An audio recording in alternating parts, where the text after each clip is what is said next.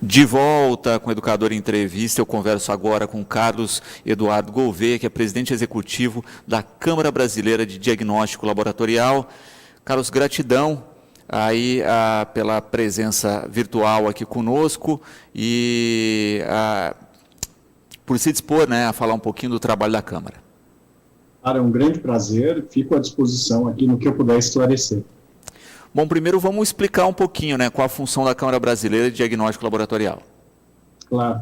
A CBDL, que é a Câmara Brasileira de Diagnóstico Laboratorial, ela já vai fazer esse ano 30 anos, e ela visa exatamente congregar toda a indústria de diagnóstico laboratorial, tanto fábricas, importadores, distribuidores que atuam nesse setor. Para ser mais específico, o diagnóstico é composto de um sistema que tem o reagente, tem o equipamento e, hoje em dia, o próprio sistema de informática que reúne as informações. O reagente ele pode ser um reagente para um banco de sangue, por exemplo, quando você vai doar sangue, ele precisa ser testado, e aí testado em relação a HIV, hepatite, chagas, sífilis, dentre outras doenças, para ver se aquele sangue está apto a ser transfundido para uma outra pessoa.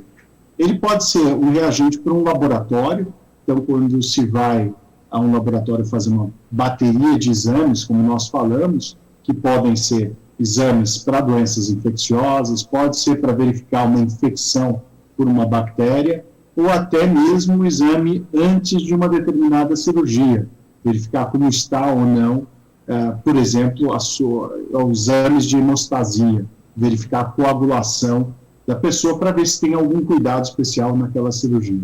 Fora isso, ele serve para detectar doenças em geral, mas também monitorar o tratamento. E isso pode ser feito através desses exames laboratoriais ou, até hoje em dia, muito mais comum, Luciano, os exames point of care. O que são os point of care? São exames em que o próprio paciente, seja à beira do leito, ele tem acesso a esses exames, ou mesmo em casa, como, por exemplo, o monitor de glicemia. Todo mundo já viu algum parente diabético que tem que monitorar periodicamente o nível de glicose no sangue. Isso ele mesmo pode fazer.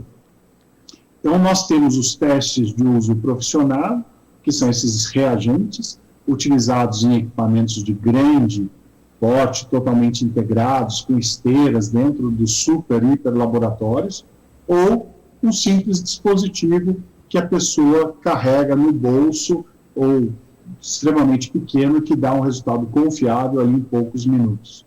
Tá? O teste rápido é um exemplo de point of care, em que normalmente um profissional de saúde vai checar, por exemplo, no caso do COVID, se a pessoa tem um antígeno, que é a primeira fase, né, se o vírus está presente no organismo, gerando a proteína, que é o próprio antígeno, isso de 3 até 7, 8 dias, ou se por acaso ele já tem um anticorpo. Depois do 8º, 10º dia, ele já, como resposta imunológica, ele vai gerar um anticorpo, que a gente estava até chamando no passado de anticorpo de imunidade, que na verdade, com o COVID, nada é permanente, a gente está o tempo todo descobrindo e aprendendo. Então, o setor de diagnóstico é exatamente esse, são esses tipos de produtos e se relacionam com laboratórios, bancos de sangue, hospitais, e hoje, por causa do coronavírus, nós temos também as farmácias como um grande local para se fazer, executar e ter um resultado de um exame do COVID. E é vital na saúde pública hoje, né, a questão dos exames, e não só isso, né, a qualidade e o aferimento de precisão desses exames. Não é? Isso acaba sendo uma ferramenta que não pode se dispensar em momento algum, e como a gente vê a evolução da saúde e da medicina, também a evolução e agilidade nesses exames, inclusive com resultados cada vez mais rápidos e precisos. Esse ponto é fundamental. O diagnóstico precoce e preciso, ele vai de fato levar a um acesso mais rápido a uma terapia eficaz. Então, quanto antes a pessoa puder ter condição de fazer um determinado teste, seja para qual situação for, mais cedo ela vai ter acesso a uma terapia. Então, hoje, só para se ter uma ideia, 70% da decisão médica ela é baseada em exames. Por isso, quanto mais precoce e preciso for, obviamente, maior vai ser a chance de um resultado eficaz e melhor. Isso, em algumas situações, é importantíssimo. A gente hoje está vendo o caso do Covid, que é o tema do momento. Se a pessoa consegue rapidamente descobrir que ela tem o coronavírus, o que se faz? Primeiro, ela vai precisar de uma atenção médica imediata. A gente não sabe qual vai ser a resposta daquele indivíduo.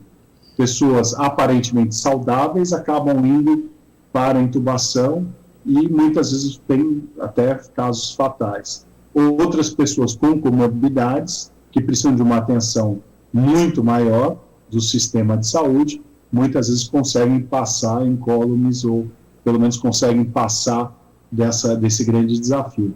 O fato é que quanto antes você descobrir, para o indivíduo você traz uma possibilidade de acesso à terapia. Imediatamente você tem que isolá-lo, seja em casa ou em uma unidade hospitalar, ele tem que ser isolado. Para quê? Para parar a transmissão para outras pessoas. E segundo, e por último, o que é fundamental, é com essa informação você tem que obrigatoriamente rastrear os contatos. Por quê? Aquela pessoa esteve nos últimos dias em contato com inúmeras outras pessoas, familiares ou pessoas do convívio. Então, essas pessoas obrigatoriamente deveriam se checar, para ver se elas, eventualmente, não também se contaminaram. A única forma de você interromper esse ciclo nefasto de crescimento da pandemia é isso, é o diagnóstico precoce e preciso, o rastreamento dos possíveis contatos, e essas informações têm que ficar disponíveis para o agente de saúde pública, seja a prefeitura, a Secretaria de Saúde ou até o Ministério, para que se tomem ações corretas em termos de saúde pública. Perfeito. Hoje nós temos já uma ideia de quais são os grandes bolsões, onde estão os grandes polos quentes ou vermelhos de concentração da pandemia. Então, nessas regiões, você poderia estar adotando diversas medidas. Primeiro, testagem em massa, com todo mundo. Segundo, decisões sobre a vacina. O quanto antes você tentar vacinar esse grande polo de concentração, faz muito mais sentido. Por quê? Se você deixa de fazê-lo e concentra, por exemplo, suas vacinas em outra região, que talvez nem tenha tido caso de Covid, considerando que a vacina é um recurso escasso, você está deixando que a pandemia continue a se desenvolver lá. O vírus se transmitindo de uma pessoa para outra tem muito mais chance de criar novas variantes. E aí está um grande problema. Então, a gente tem o problema do Covid, mas tem o problema também para outras doenças que estão sendo esquecidas durante a pandemia. Casos de câncer. Quantas e quantas pessoas precisariam fazer monitoramento do seu tratamento e não estão fazendo? Quantas pessoas deixam para fazer depois um check-up, que seria importantíssimo naquele momento, e não o fazem? Então, nós vamos ter, infelizmente, pós-pandemia, o agravamento de diversas doenças diferentes. Eu citei o câncer, mas tem outras, que deixaram de ser feitas no momento certo. E isso, obviamente, vai trazer um custo de saúde pública muito grande, vai sobrecarregar o sistema, mas, obviamente, para aquela pessoa em especial, pode ser trágico, né? E se percebe, né, quando a gente faz a análise mundial aí do combate à pandemia, né, de países que usaram o exame como ferramenta prioritária, né, do êxito no combate. A gente viu aí a questão da Coreia, por exemplo, entre outros, que fizeram testagem maciça e tiveram êxito aí na contenção da doença. A grande inteligência para um sistema de saúde pública é usar as ferramentas disponíveis da melhor forma. Não existe teste ideal, tá? Isso, infelizmente, não é possível. O que existe é a combinação de diferentes testes em diferentes momentos. É o teste certo, na hora certa, para a pessoa certa e no ambiente certo. Então, no caso do Covid, a gente tem o PCR, o RT-PCR, que é biologia molecular, e o antígeno, que já é um teste rápido, que pode detectar a proteína gerada pelo vírus. Esses dois são muito adequados para essa fase inicial. Quando há suspeita de que a pessoa esteja infectada por um contato recente ou algum sintoma que ela esteja desenvolvendo, o ideal é logo no começo testar um dos dois. O PCR, ele é mais preciso, ele pode pegar já logo no segundo dia, talvez, da infecção, e ele vai indicar se existe o vírus. Ele vai ser possível de ser usado até por mais tempo do que os 7 dias. Só que ele possivelmente vai detectar fragmentos do vírus do 7º ao 8º, 9º dia, quando ele talvez já não esteja mais infectando outras pessoas, mas ele ainda vai dar um resultado, entre aspas, falso positivo. Por quê? Porque está pegando fragmento ou o resto do vírus.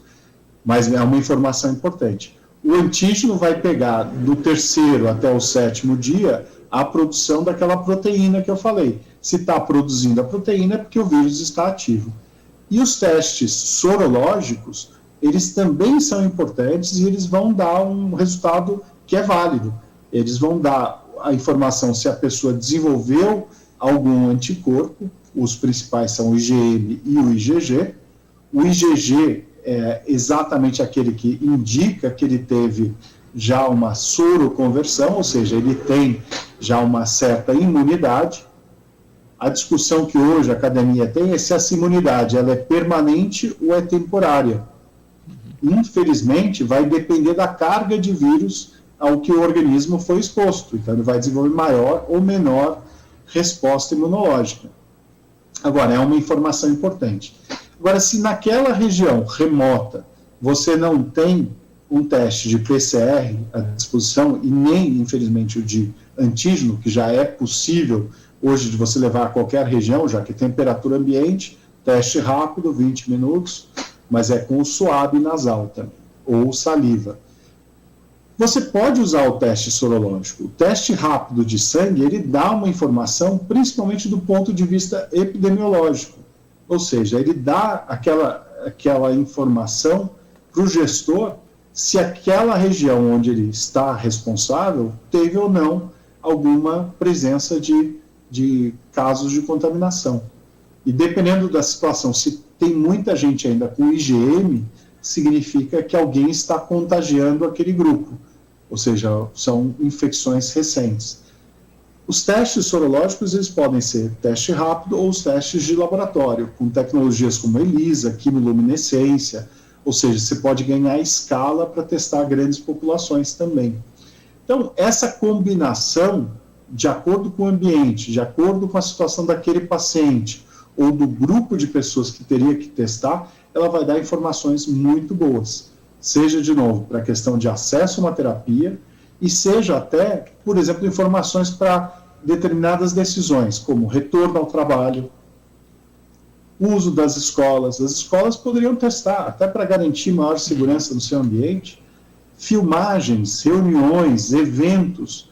Se você fizer uma testagem, por exemplo, em massa de todos, um teste de antígeno em 20 minutos, antes, você consegue ter uma segurança razoável, não absoluta, mas razoável, para permitir que aquelas pessoas adentrem ao espaço, façam o evento, mas sempre, Luciano, com devido distanciamento, com a questão da máscara, com os cuidados de higiene básicos, porque enquanto tiver o vírus circulando, isso é essencial.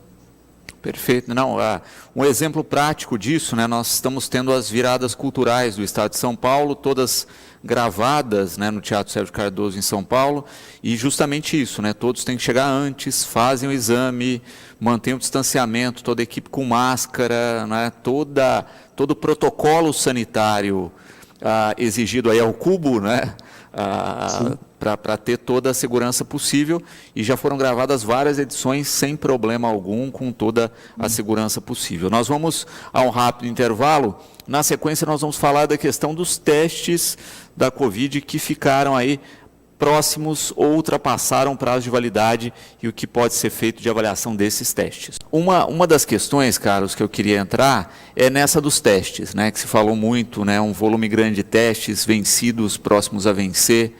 O que se faz com esse tipo de teste? É possível utilizar ainda? Então, sua pergunta é excelente e, na verdade, eu até pediria licença para voltar um pouco atrás. O Brasil, lá em março do ano passado, percebeu que era extremamente importante agilizar o processo de análise dos registros pela Anvisa. A legislação que existia então, a RDC 36, ela é extremamente rigorosa e ela exigia alguns estudos de estabilidade que, obviamente, demorariam muito tempo. E com um dos aspectos positivos dessa pandemia é que o mundo inteiro se mobilizou para rapidamente buscar soluções. Então, o que nós descobrimos lá em novembro, dezembro do ano de 2019, em 2020, janeiro, China, Coreia, começaram a abrir o genoma do vírus. A partir dessa informação, foi possível fazer os primeiros PCRs, ou seja, testes de biologia molecular, in-house, dentro dos laboratórios, que a partir daí foi o pontapé inicial para a indústria se organizar e começar a ofertar os primeiros produtos. Ou seja, em março, abril, quando nós começávamos a receber aqueles testes os iniciais, as informações que eles tinham eram muito precárias ainda. E o Brasil, naquele momento, tomou uma decisão certa, e aí a Anvisa está de parabéns, que foi criar uma resolução, a 348 de 2020, que deu a oportunidade para as empresas oferecerem as informações que elas tinham, a Anvisa avaliaria tais dados e daria um registro provisório. Esse registro provisório, ele poderia a qualquer momento ser atualizado com informações mais recentes, como estudos de estabilidade com maior tempo e tudo mais. Esse registro provisório ele teria uma validade de 6 meses, a validade do produto em si na prateleira. Por quê? Porque como ela não tinha ainda estudo de estabilidade que lastreasse uma decisão do tempo normal para um diagnóstico é 18, 24 meses. Tá? Ela falou, por precaução, eu vou dar 6 meses. E assim foi. E, graças a isso, foram mais de 400 produtos registrados, entre testes rápidos, testes ELISA, quimiluminescência, biologia molecular, dentre outros. E essas informações, aos poucos, à medida que os produtos iam sendo importados e sendo usados, e os fabricantes tendo informações adicionais, foram sendo levadas à Anvisa, que começou aí sim a passar dos 6 meses para 12, para 18 meses, de acordo com os dados fornecidos pelo fabricante. O grande problema é que entre março, abril e julho de 2020, muitos produtos foram importados. O Ministério da Saúde anunciou que usaria um total de 46 milhões de testes, dos quais 23 milhões seriam testes moleculares, PCR, e 23 milhões seriam os testes rápidos de anticorpo. No final, não foi isso que o Ministério comprou. Na verdade, ele usou bem menos do que isso, mas ele fez compras de grande porte. E a mesma coisa aconteceu com o setor privado. Muitos produtos foram importados para atender uma demanda inicialmente muito grande. As empresas queriam testar seus funcionários e eram grandes volumes demandados. Então, tudo isso foi importado. Uma vez importado e nacionalizado, aquele produto ficou com uma etiqueta, com uma validade indicada pelo registro que era provisório. Então, se o produto entrou no Brasil dentro dessa resolução 348, ele estava limitado aos 6 meses.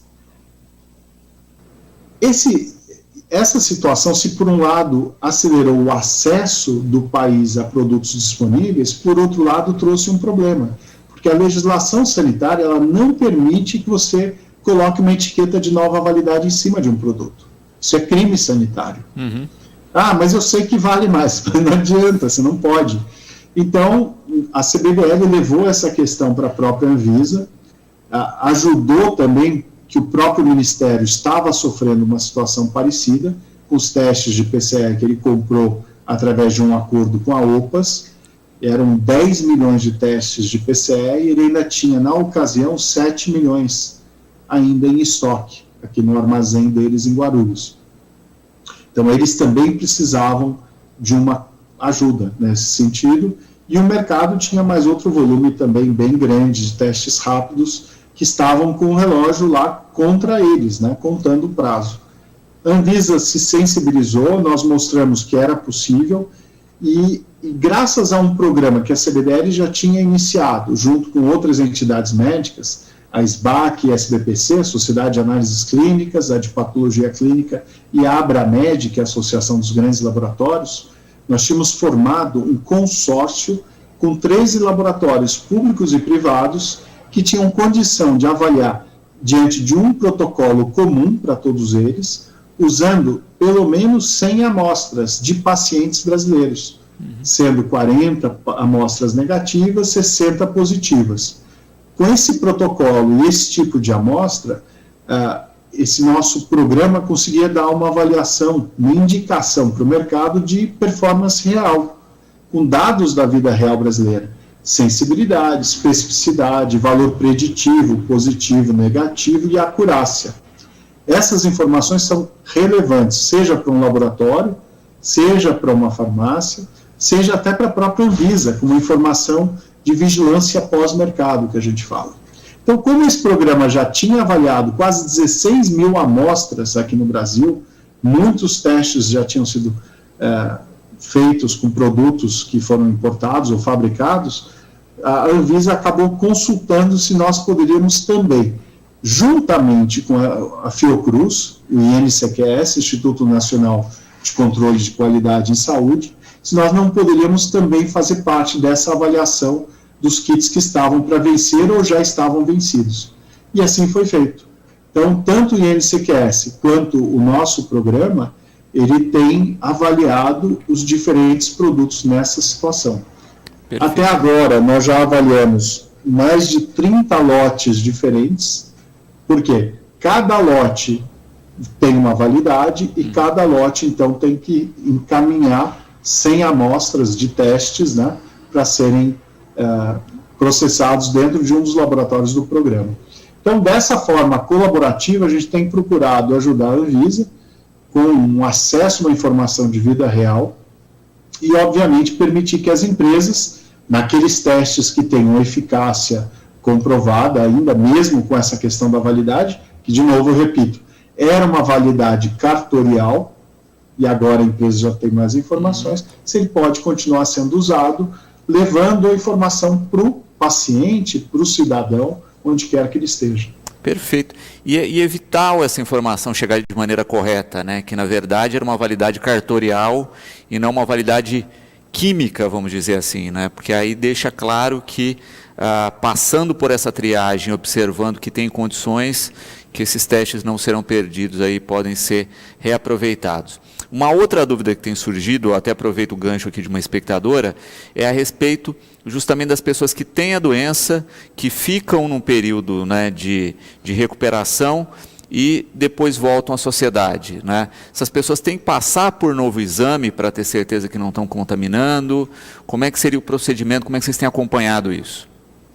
Então, no caso do Covid, o que nós percebemos é que normalmente o período de convalescença é de 14 dias, o que tem se recomendado.